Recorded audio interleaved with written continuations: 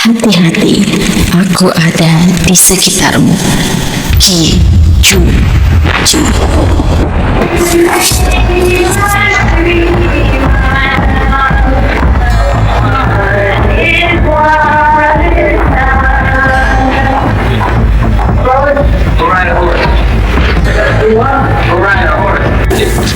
Are you saying? My question here, huh? Are you saying? Same? Yes. That's relative. The Manson Family.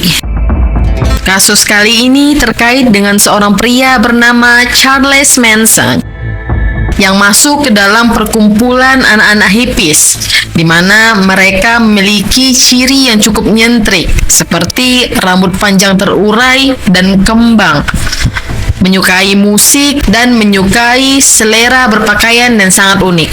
Sedikit mengulik latar belakang kehidupan Charles. Ia lahir di keluarga yang broken. Masa kecilnya sangat tidak bahagia. Mulai dari tidak adanya ayah, ibu yang suka mabuk dan sering keluar masuk penjara, merampok, hingga lingkungan yang tidak mengacuhkannya. Secara garis besar, Charles hidup di jalanan dan berkembang dengan ilmu yang tidak baik. Karena kebiasaan untuk bertahan hidup di jalanan inilah membuat Charles juga keluar masuk penjara seperti ibunya. Menindaklanjuti hal ini, pihak berwajib mengusahakan Charles untuk diasuh oleh keluarga terdekatnya yang masih ada. Namun, karena pribadi yang sudah terdidik buruk sejak kecil, tantenya pun memasukkannya ke dalam asrama Gibald Home for Boys. Asrama ini merupakan asrama gratis yang disediakan oleh pemerintah untuk anak-anak yang kiranya masih bisa dididik baik moral maupun tingkah lakunya. Beberapa anak berhasil berubah dengan binaan dari asrama tersebut, tapi itu semua tidak berlaku kepada Charles. Ia beberapa kali berusaha kabur dari asrama. Percobaan kabur tersebut selalu gagal, sehingga Charles pun tetap di asrama Gilbert. Selang beberapa waktu, Charles berhasil kabur dan ia pergi ke Indianapolis untuk tinggal bersama para tunawisma yang hidup bebas di pinggir jalan menggunakan tenda-tenda. Charles yang kembali ke lingkungan yang liar, rutinitas hidup yang dulu pun kembali terulang, yaitu melakukan kejahatan dan masuk penjara. Pada tahun 1955, Charles menikah dengan seorang wanita yang bernama Rosalie Jean Willis. Pada tahun 1956, Charles Manson Jr. lahir dan tepat di saat anaknya lahir, Charles kembali masuk penjara karena kasus perampokan. Pada awal masa penahanan, anak dan istrinya cukup sering mengunjunginya di penjara. Selang beberapa waktu, istrinya pun jenuh dan tidak mengunjunginya lagi. Tepat pada tahun 1958, Charles dibebaskan dari penjara. Lalu ia berusaha mencari anaknya dengan mengesampingkan istrinya. Di saat mencari anaknya, Charles malah menemukan wanita lain. Wanita itu bernama Candy Steven, dan mereka pun melangsungkan pernikahan. Mereka berdua hidup di rumah wanita tersebut. Kejahatan yang sudah mendarah daging membuat Charles kembali ditangkap oleh polisi dengan kasus pemalsuan cek senilai 37 US dollar. Karena sudah memiliki riwayat kejahatan yang cukup banyak, Charles hanya diberikan peringatan dan denda. Pada tahun 1960, Charles kembali berulah dan ditangkap polisi dengan kasus yang cukup berat, yaitu perdagangan manusia. Kasus ini tidak diberi ampun oleh polisi setempat. Charles dikurung selama 10 tahun penjara. Dalam masa penahanan, Charles mendapat pencerahan dari salah satu tahanan yang berstatus musisi bernama Alvin Kervis. Ia diajarkan bermain gitar dan diperkenalkan kepada genre musik. Karena hal inilah Charles menikmati sisa hukuman di penjara dengan mendalami musik dan bermain gitar. Pada tahun 1967, Charles dibebaskan. Tapi dalam lubuk hatinya, ia lebih menikmati di dalam penjara. Karena statusnya saat ini sudah tidak memiliki keluarga. Namun, sebuah komunitas musik yang dikenal sebagai Hypebeast merubah hidupnya. Komunitas yang ia jumpai pada sebuah taman ini menarik perhatiannya, dan komunitas ini pun mengajak Charles untuk bergabung. Mayoritas komunitas ini berusia jauh di bawah dia. Otak liciknya pun kembali muncul dengan ide untuk mengendalikan komunitas tersebut dengan cara mencuci otak semua anggota dan mengaku sebagai utusan Yesus.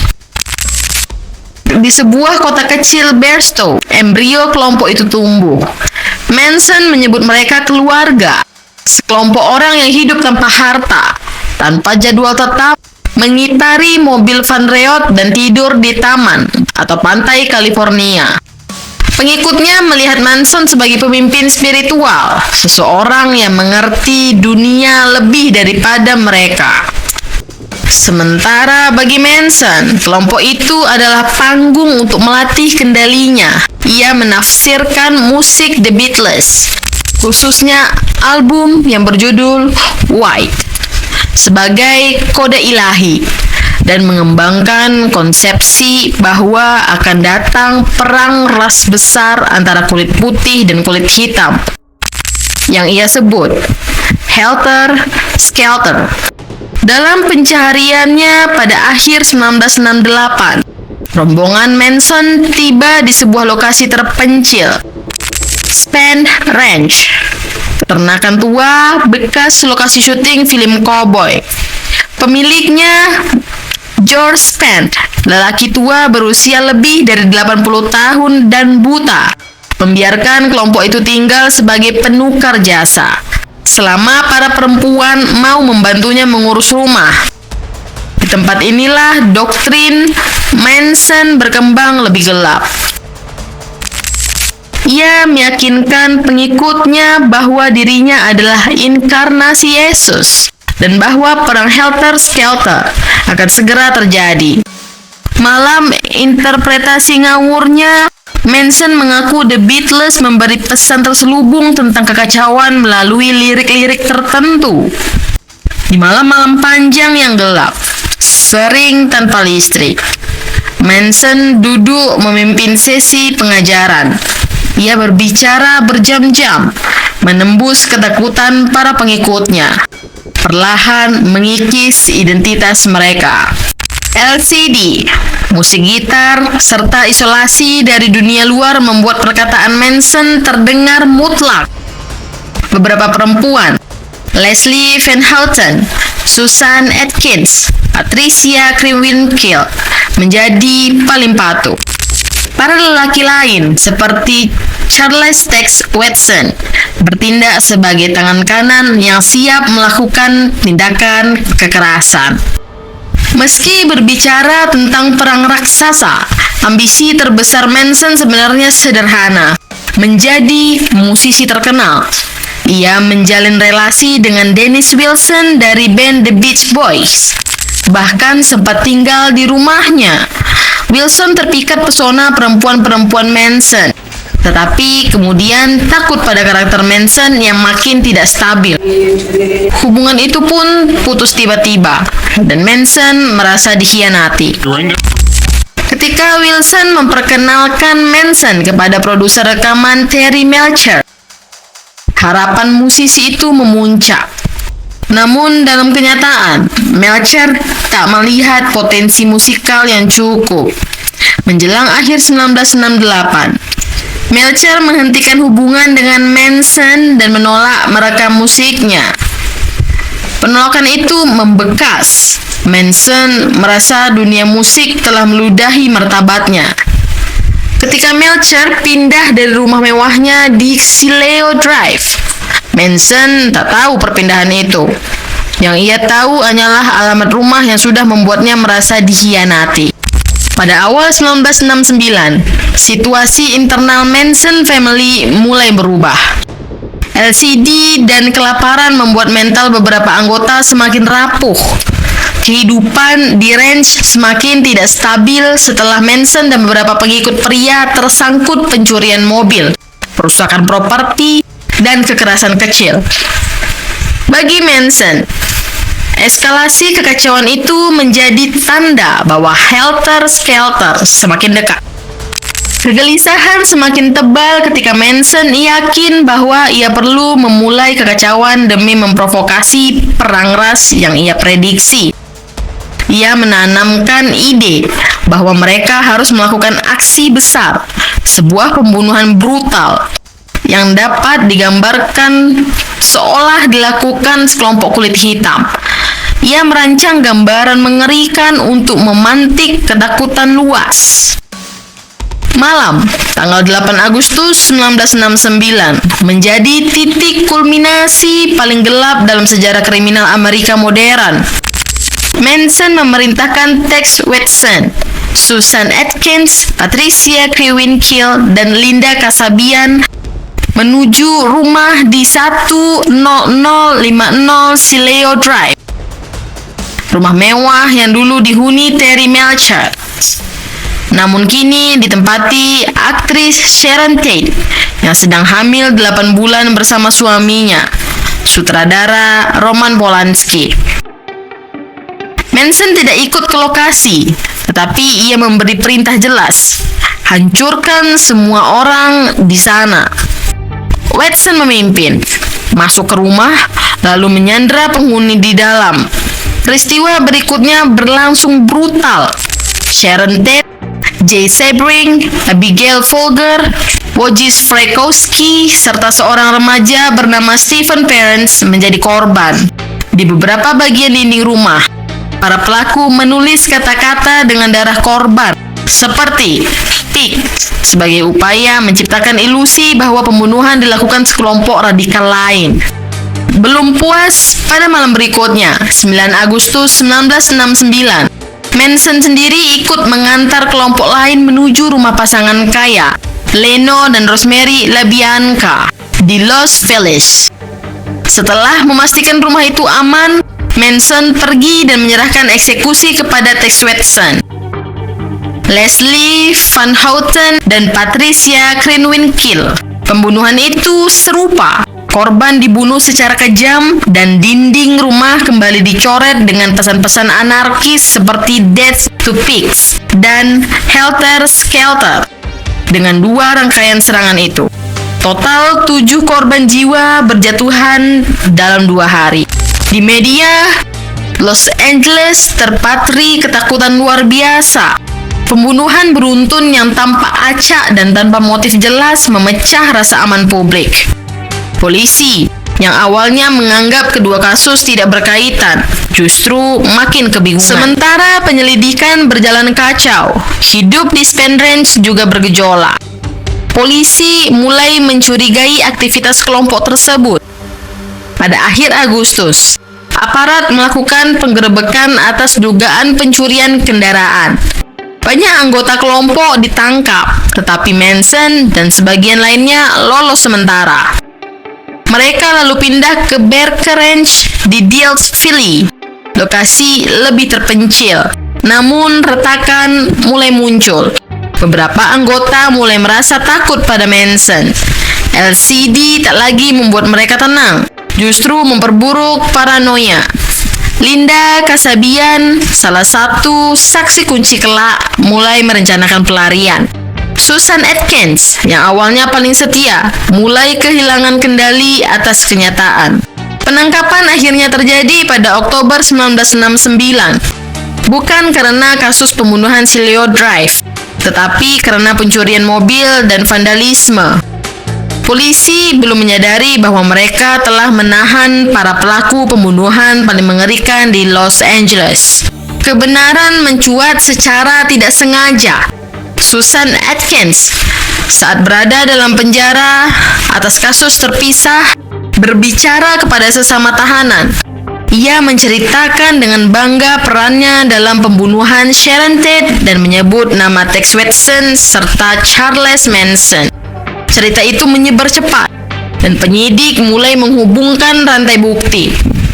Ketika identifikasi sidik jari dan kendaraan korban cocok dengan beberapa anggota Manson family, barulah kasus itu terbuka lebar. Pada Desember 1969, Charles Manson, Susan Atkins, Patricia Krenwinkel, dan Leslie Van Houten resmi didakwa. Tex Watson yang sempat melarikan diri ke Texas menyusul kemudian. Pengadilan dimulai tahun 1970 dan dengan cepat berubah menjadi tontonan nasional. Manson tampil dengan simbol swastika yang ia ukir sendiri di keningnya. Ia berpidato di luar nalar, menuduh sistem hukum sebagai alat represi negara. Para pengikut perempuan yang masih berada di bawah kendalinya mengikuti jejak sang pemimpin. Mereka mencukur rambut, menari-nari di luar ruang sidang, dan menyanyikan lagu-lagu Manson. Perilaku itu membuat publik semakin yakin bahwa Manson bukan sekedar pemimpin kriminal, melainkan figur manipulatif yang menguasai pikiran pengikutnya. Jaksa Vincent Boileau membangun argumentasi kuat bahwa Manson memerintahkan pembunuhan, meski ia tak memegang pisau. Ia membuktikan bahwa doktrin helter-skelter dan kontrol psikologis Manson menjadi motif utama. Kasabian yang memilih bekerja sama dengan jaksa menjadi saksi paling penting. Ia menjelaskan detik demi detik apa yang terjadi di Sileo Drive dan Labianca. Kesaksiannya mengunci dakwaan. Pada 25 Januari 1971, juri memutuskan bahwa Charles Manson, Susan Atkins, Patricia Krenwinkel, dan Leslie Van Houten bersalah atas pembunuhan tingkat pertama. Pada 29 Maret 1971, mereka dijatuhi hukuman mati dalam kamar gas.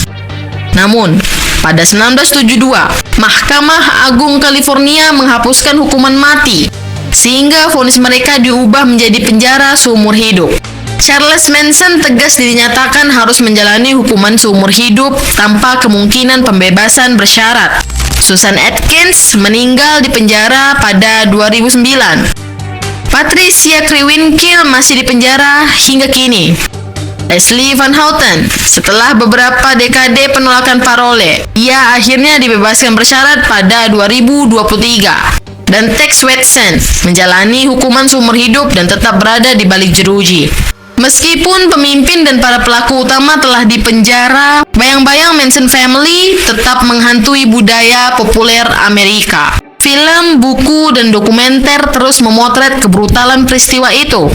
Para ahli psikologi menempatkan Manson sebagai studi kasus pemimpin sekte yang memadukan manipulasi, isolasi sosial, dan kerentanan mental pengikutnya. Spenren sendiri habis terbakar pada 1970-an, meninggalkan abu sebagai satu-satunya jejak.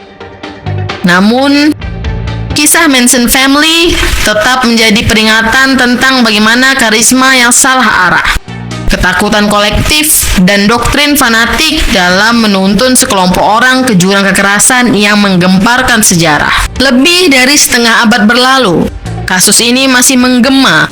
Ada teori psikologi tunggal yang mampu menjelaskan sepenuhnya bagaimana Manson membangun kontrol penuh pada puluhan pengikut. Dirinya bukan jenius kriminal, bukan pemimpin militer, melainkan sosok yang membaca luka pada generasi muda Amerika dan memanfaatkannya.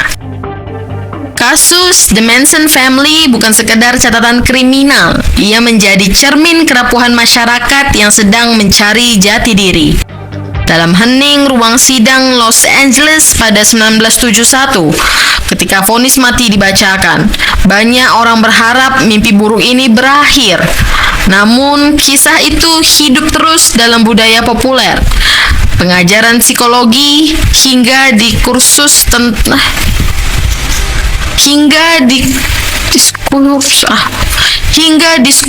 tentang sekte dan manipulasi mental. Helter-skelter tak pernah terjadi.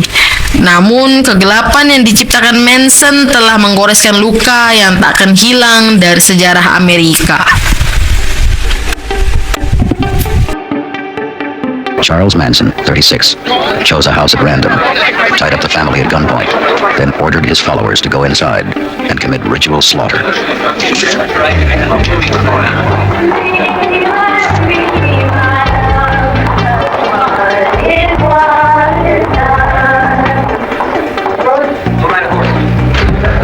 ride a horse. Feeling towards everything. I feel no bad.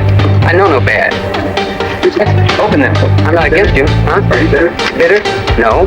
No. I have a question. Are you guilty of any murders? Are you guilty of plotting any murders? I killed a chicken once. Any human being? No, no.